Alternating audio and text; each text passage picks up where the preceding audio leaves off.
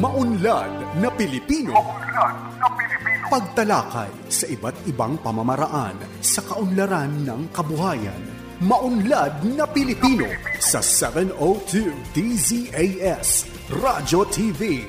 Agapay ng Sambayanan. Ako po si Marian Magno Constantino, the Regional Technical Operation Directors po ng Department of Agriculture at RCI TWG Focal Person po ng Davao Region. Suportahan po natin ang NCI-SRD, Convergence Work.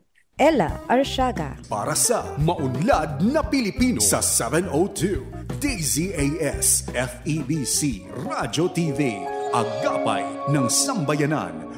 Gumigising ng maaga, panibagong hamon sa'kin ng araw na to. Magsusumikap at nangangarap para lamang sa inyo. Muli magandang araw mga ka-agri, ito po ang Maunlad na Pilipino kung saan po ay hatid namin sa inyo ang kaalaman, balita at talakayan na umiikot po sa agrikultura. Siyempre, bagong lahat, panalangin po muna tayo. Lord, salamat sa buhay at sa pag-asang dala ng bawat araw. Gabayan mo po kami sa mga landas ng aming mga pangarap.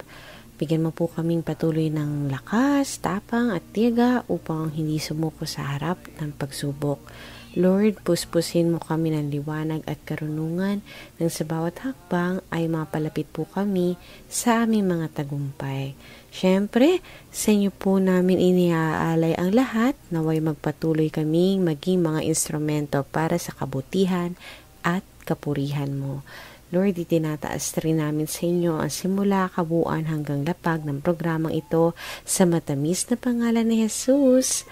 Amen. At para sa salita ng karunungan, huwag matakot mangarap, ang mga pangarap ay nagsisilbing gabay. Muli po magandang umaga po sa ating lahat.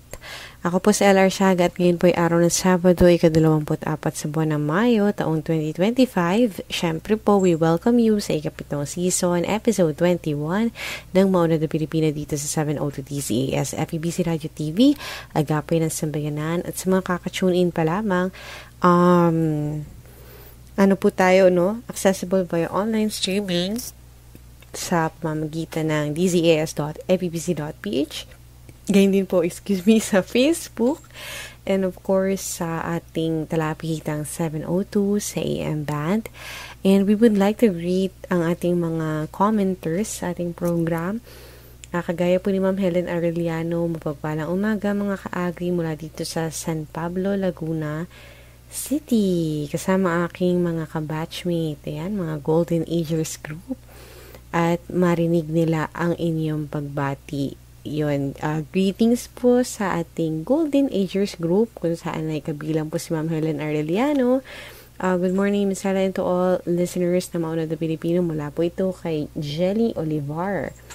At have a good and godly Saturday morning, everyone. Mula naman po ito kay Ronald Young. At pagbati po mula kay Leonida Tela Sacada Rubio. Blessed Saturday po, Ma'am. Ella Arshaga sa lahat ng Maunlad na Pilipino listeners. Yan, sorry na late ng gising. Belated Happy Mother's Day sa lahat ng mothers. Bumabati rin tayo ng magandang umaga kina Nora Cancela, Evangeline Manggubat na nakikinig mula sa Kalumpit sa Bulacan. Ganyan din kay Len Agdon Reyes. Yan, Rosa Arigin. Yan, good morning po. Of course, kay Sir Epifanio Salvador also. At pagbati po mula kay Ma'am Dulce Alicante. Good morning, Miss Ella, at sa lahat ng listeners ng MNP. Thank you, DA, or Department of Agriculture. At yun nga po, no, kay Ma'am Dita G. Peran. Blessed and good morning, Miss Ella and everyone. Mula po kay Liwayway Atienza, Blessed Saturday morning po, MNP. At pahabol ng mensahe po mula kay Ma'am Leonida Tela Sacada Rubio. Happy anniversary po sa aming pastor, Lorenzo Bobis and at Jane Bobis noon po May 14. At para po sa mga ganito katuwang natin, ang Agricultural Training Institute, para po sa ating segment kung saan pag-usapan po natin ang tungkol sa banana chips ng RIC Papaax. Ang ating pong makakasama sa discussion na ito ay mula pa po sa Tarlac at siya po si Miss Clarissa Gomez. Yan. So, syempre tunghayan din bukod po dito ang ating Regions on the Go, ang ating segment po kung saan ay naglalahad ng mga timely updates sa ating pong mga counterparts mula sa iba't ibang rehiyon na kung tawagin po natin ay mga farmcasters. Ganyan din po, katuwang ang DAPRDP, ang ating segment na kung tawagin ay Unlad Komunidad. At ang ating isa pa po, no, isa sa mga, lahat naman po informative, lahat may sort of value po pagdating sa bagong kaalaman. At syempre, ito po yung talagang tugon dyan. Ang ating agri-trivia segment, na kung tawagin po natin sa MNP, ay Batid Ba Ninyo? Muli po hatid namin yun sa inyo, isang oras na hitik sa impormasyong ugnay sa agrikultura. At ngayon, narito naman ang ating mga kasamahang farmcasters para sa Regions on the Go. Jovelyn Valenciano mula sa Cordillera Administrative Region. Inaprubahan ng Cordillera Regional Project Advisory Board ang 3 sub-project proposal mula sa lalawigan ng Ifugao na nagkakahalaga ng 441 milyong piso noong ikapito ng buwang kasalukuyan. Ang naturang proyekto ay popondohan ng Department of Agriculture sa ilalim ng Philippine Rural Development Project Scale Up. Sa mensahe ni DACAR Regional Executive Director at RPAB Chair Attorney Jeneline M. Duwayan, ang pag-aproba ng RPAB sa mga proyektong ito ay isang mahalagang hakbang patungo sa pag-issue ng No Objection Letter No. 1 na nagsisimbolo sa pagsisimula ng procurement process. Kabilang sa mga aprobadong subproject ay ang Rehabilitation of Puntaguan Poblacion Communal Irrigation System mula sa Hingyon, Ifugao na nagkakahalaga ng 9.77 million pesos. Ang improvement of Banit Nunhabatan Hapid Farm to Market Road mula sa Lamot, Ifugao na nagkakahalaga ng 144.26 million pesos at ang construction of Malamtam Mitabit Cataw Farm to Market Road with Bridge sa Paracelis Mountain Province na nagkakahalaga ng 287 million pesos. Nagpahayag naman ng pasasalamat at commitment sina Governor Bonifacio Lacwasan Jr. ng Mountain Province at Mayor Victor Bunol ng Lamot, Ifugao sa mga miyembro ng RPAB sa pag-aproba ng kanilang proyekto. Nangako ang mga to na susubaybayan at aalagaan ang naturang proyekto. Jovelyn Valenciano mula sa Cordillera Administrative Region. Tampok ang 24 na samahan ng mga magsasaka at mangingisda mula sa rehiyon ng Calabarzon sa Farmers and Fisher Folks Month Celebration Trade Fair and Exhibit Kung Kadiwa na isinagawa noong 17 hanggang 18 ng Mayo sa Santa Rosa, Laguna. Ipinagmalaki sa naturang aktibidad ang mga dekalidad at sariwang produktong lokal mula sa mga magsasaka at mangingisda na direktang naipagbili at nailapit sa merkado sa pamamagitan ng kadiwa. Layunin nito na gawing abot kaya at madaling ma-access ang pagkain habang pinapalakas ang kita ng mga lokal na producer. Kabilang din sa mga isinagawang aktibidad ang oryentasyon ukol sa akreditasyon para sa mga nais maging kadiwa program consolidator at supplier. Isa ring mahalagang bahagi ng programa ang presentasyon ng Farmers and Fisherfolk Enterprise Development Information System na naglalayong palawakin ang kaalaman ng mga lumahok sa pagnenegosyo at paggamit ng datos sa pagpapaunlad ng kanilang kabuhayan. Ang aktibidad ay bahagi ng mas malawak na inisyatibo ng kagawaran upang kilalanin at patatagin ang sektor ng agrikultura at pangisdaan ngayong buwan ng magsasaka at mangingisda. Ito si Carlo Basister para sa Balitang Sakahan.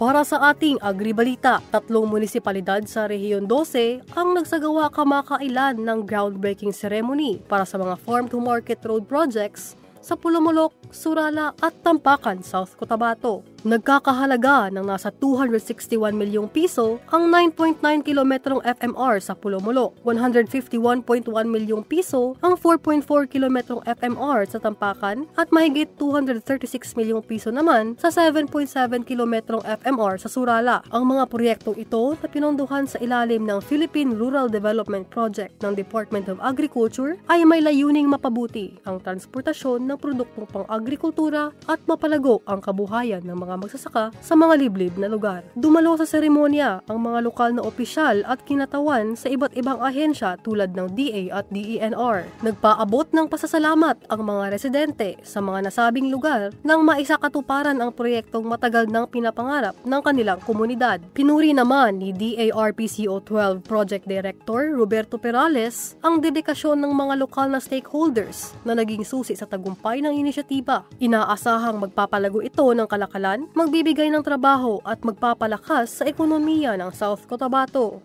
Ito si Danica French ng Agritayo Sargent, nagbabalita. Maunlad na Pilipino sa 702 DZAS Radyo TV, Agapay ng Sambayanan.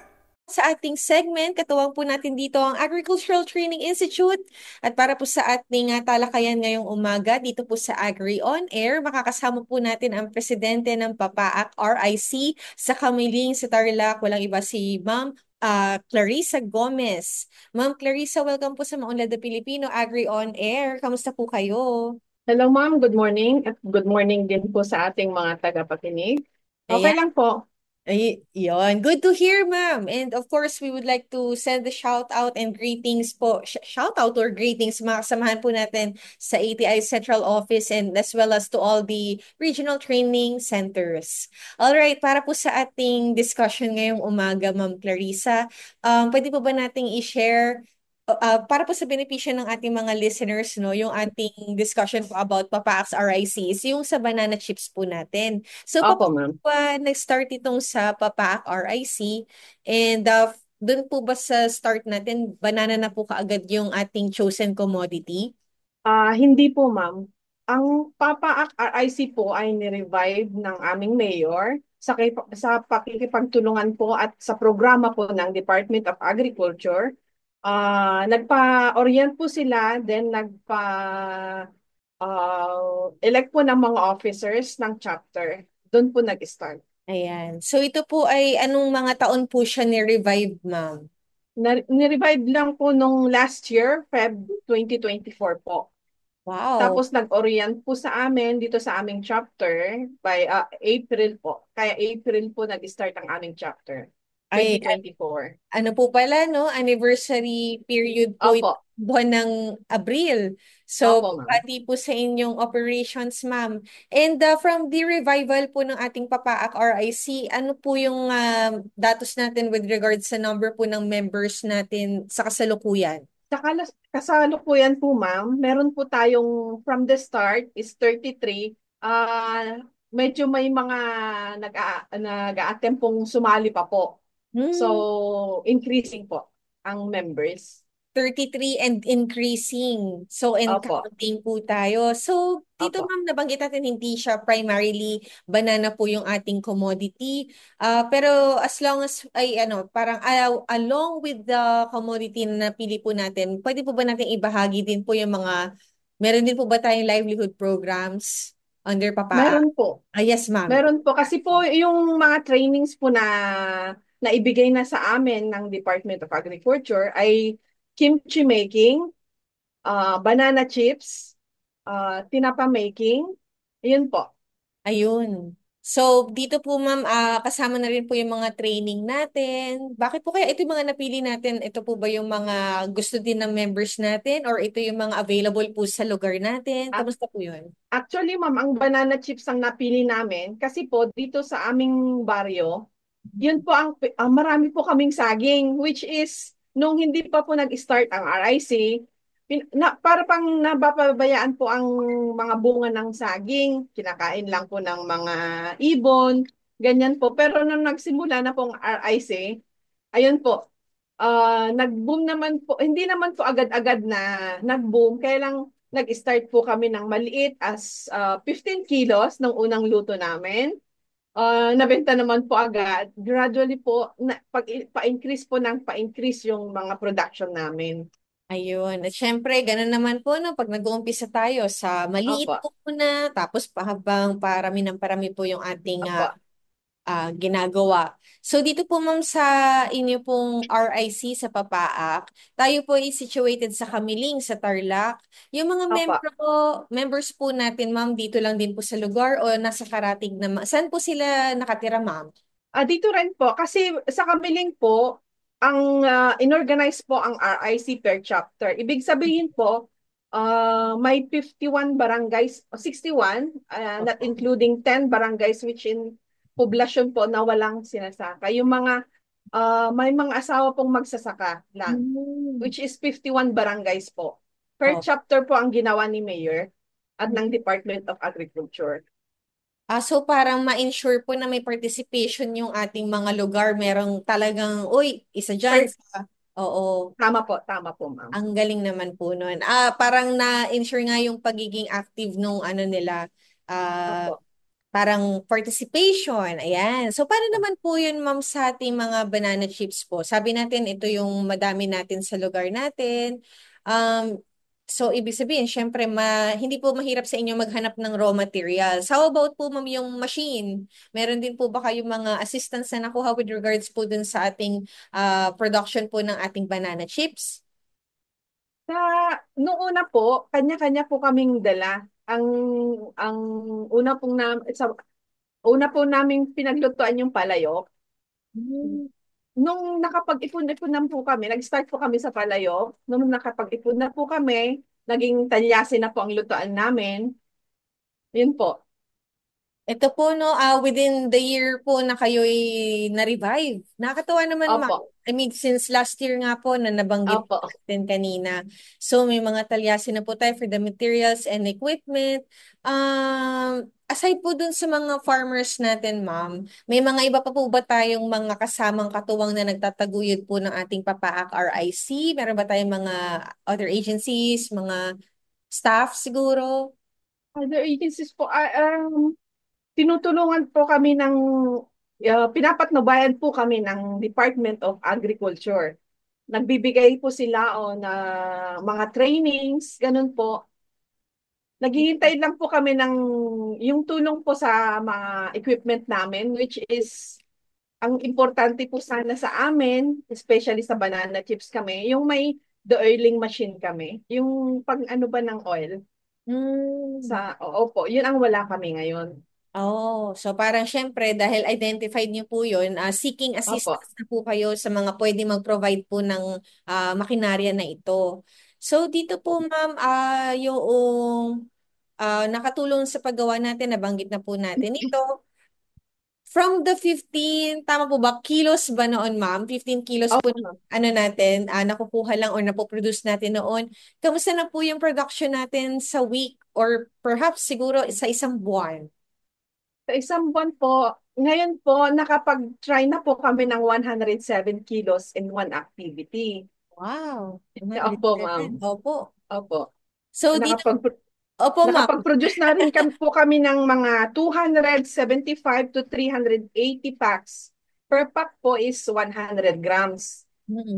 So nakita nyo po, ma'am, dun sa mga gawain po natin na, uy, ano talaga to, worth it yung ginagawa nating mga membro, yung napoproduce nating mga products na talagang dumadami siya, ma'am. Oo, ma'am.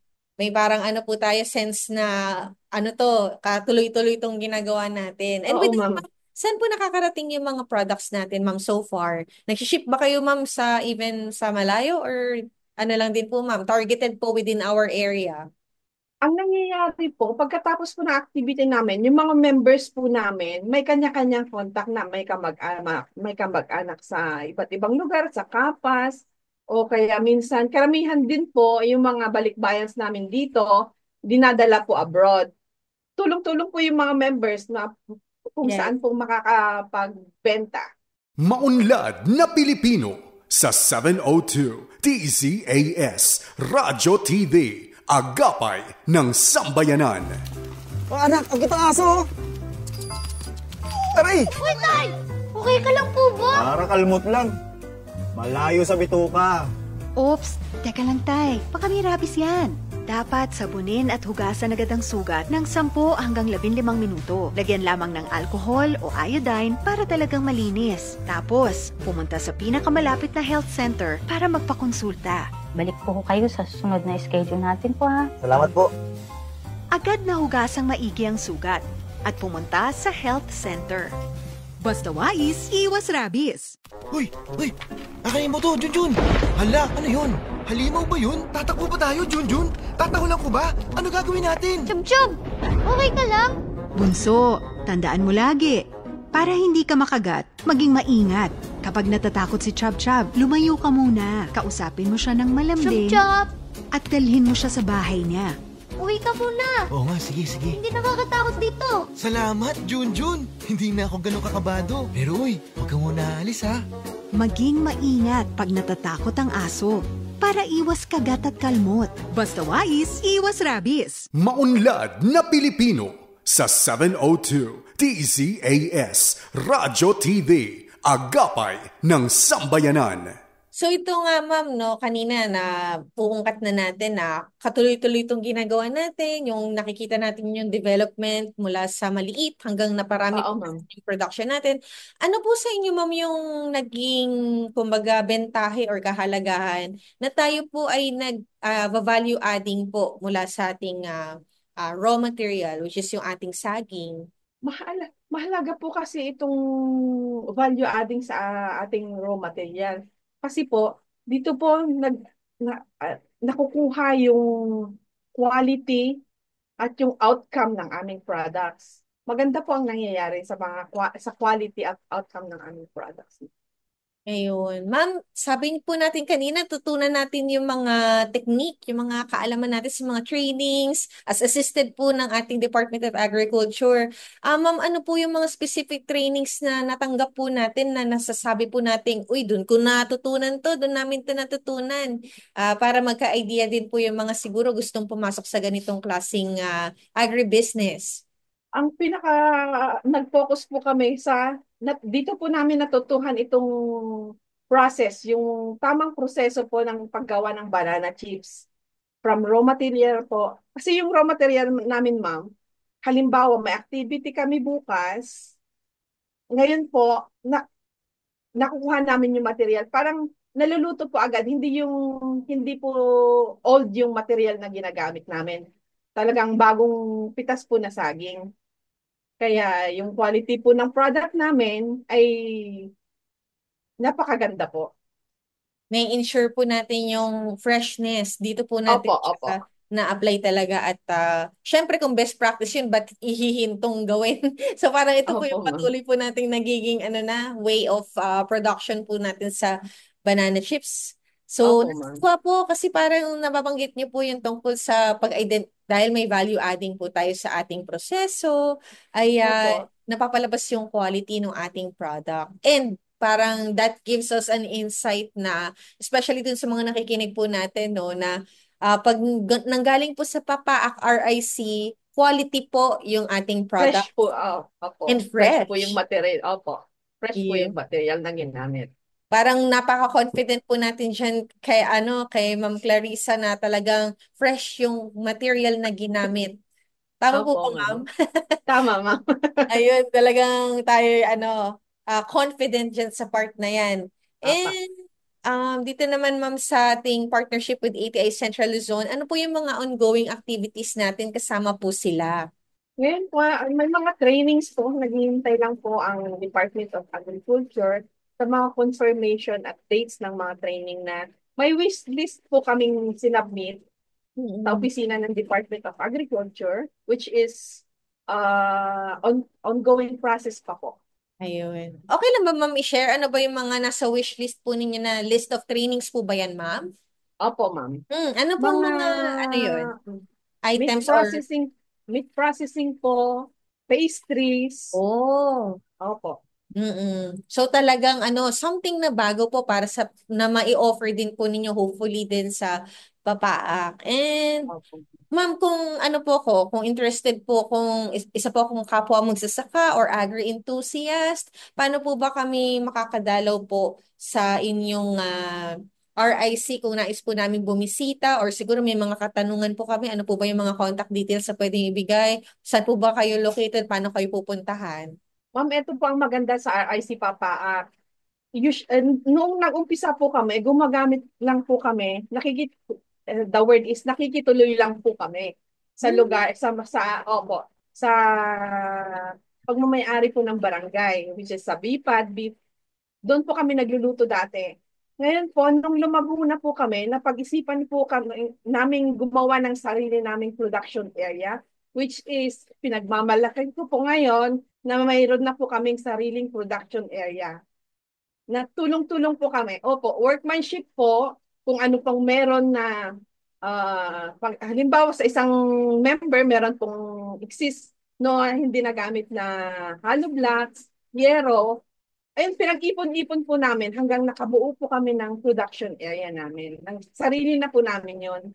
Nakakatuwa naman yun, ma'am. Opo, Kasi ma'am. parang talagang sa pagka-describe niyo, ma'am, parang na-imagine ko, kayo mismo talaga yung nagpala, yung mga nagbuhat ng hollow Meron po kami. mga ganun kasing, Opo, ma'am. talagang mula sa ground up, kumbaga nga, naitayo Opo, ma'am. niyo yung inyong lugar para sa production. So, congratulations po, ma'am, mula po sa team effort talaga sa community collaboration po ay nabuo po yung inyong lugar kung saan kayo ay pwedeng magkaroon ng maayos na production para sa inyong Opo, negosyo. thank you.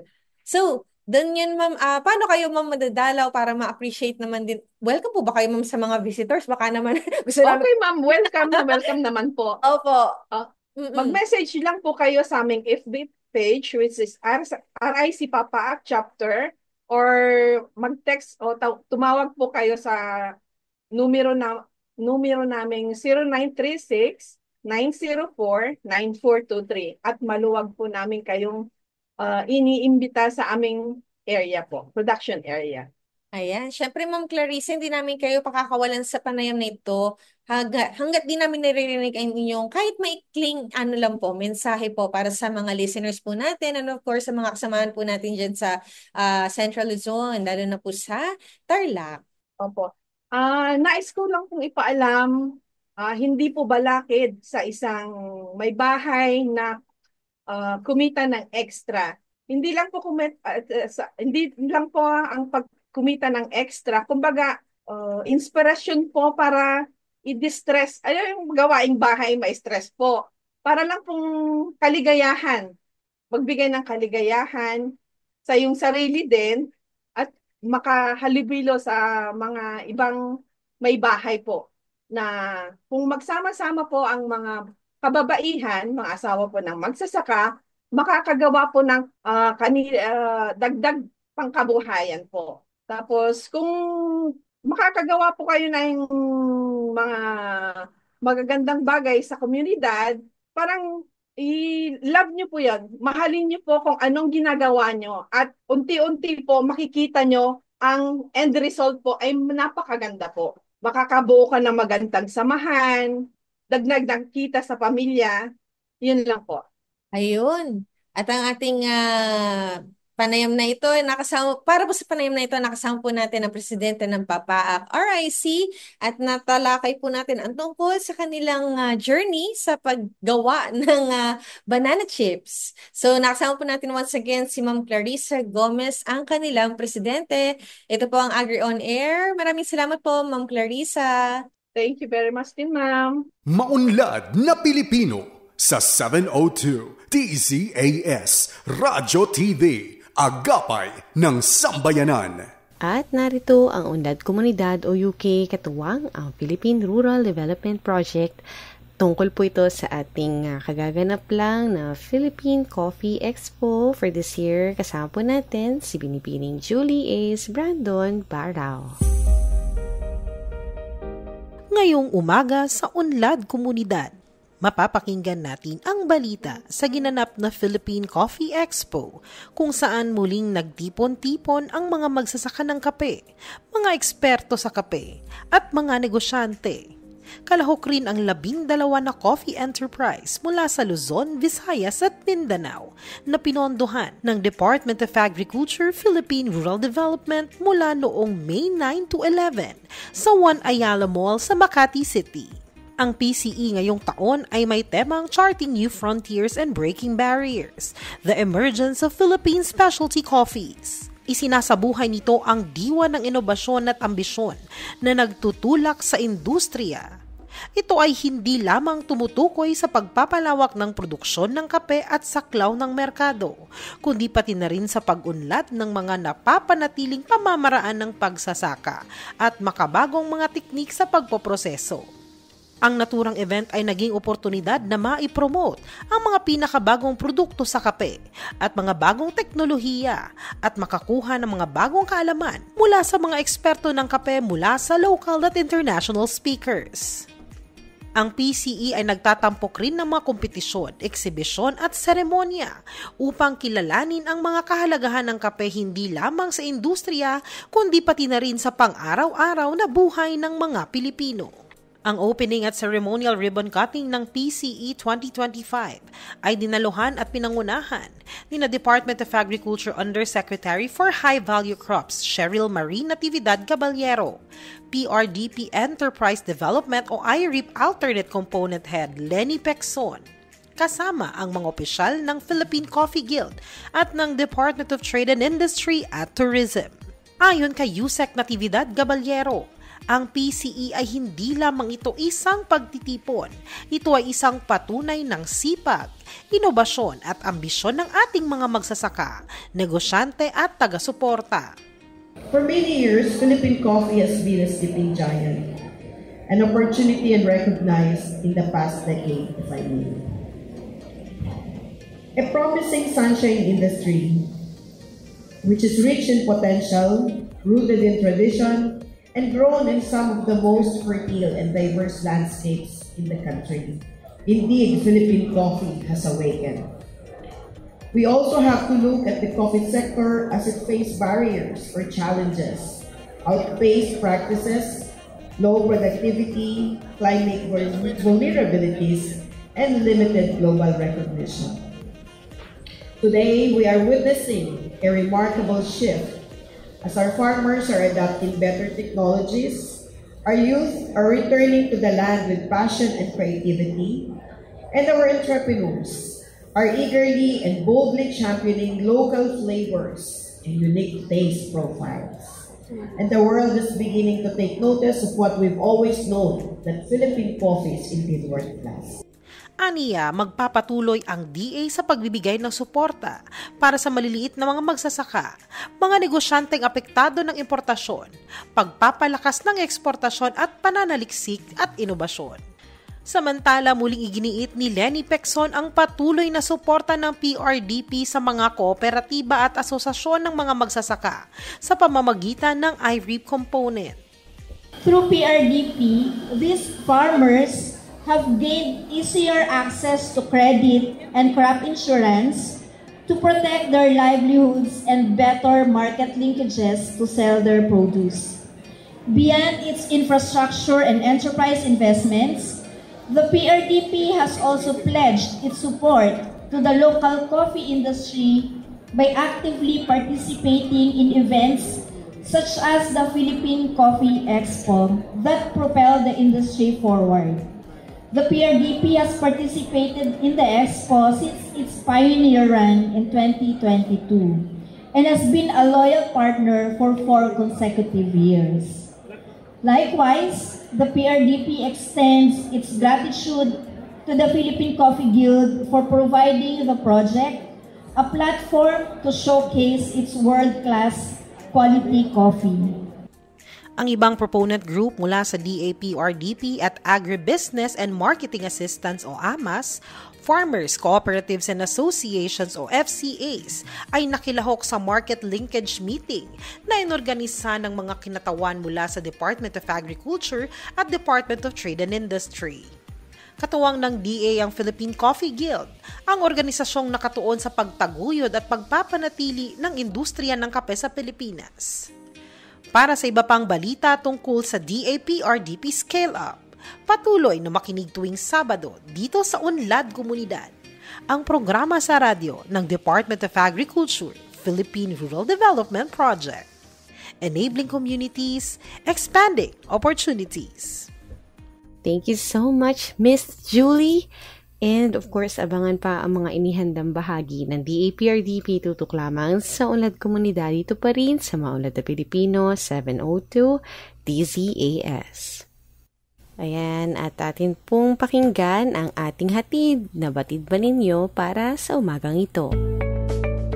Magandang araw mga ka-agri, dadako na naman muli tayo sa ating Agri-Trivia segment, ang Batid ba ninyo? Batid ba ninyo na isang Pilipina ang nahalal bilang tagapangulo ng Commission on Genetic Resources for Food and Agriculture ng Food and Agriculture Organization of the United Nations o FAO?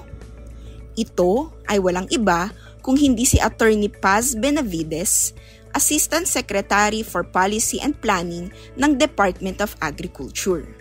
Si ASEC Benavides ay nahalal bilang chairwoman ng komisyon sa ika-20 sesyon nito sa Rome. Ito ay itinuturing na isang makasaysayang tagumpay dahil siya ang unang Pilipinang gaganap sa prestihiyosong posisyong ito.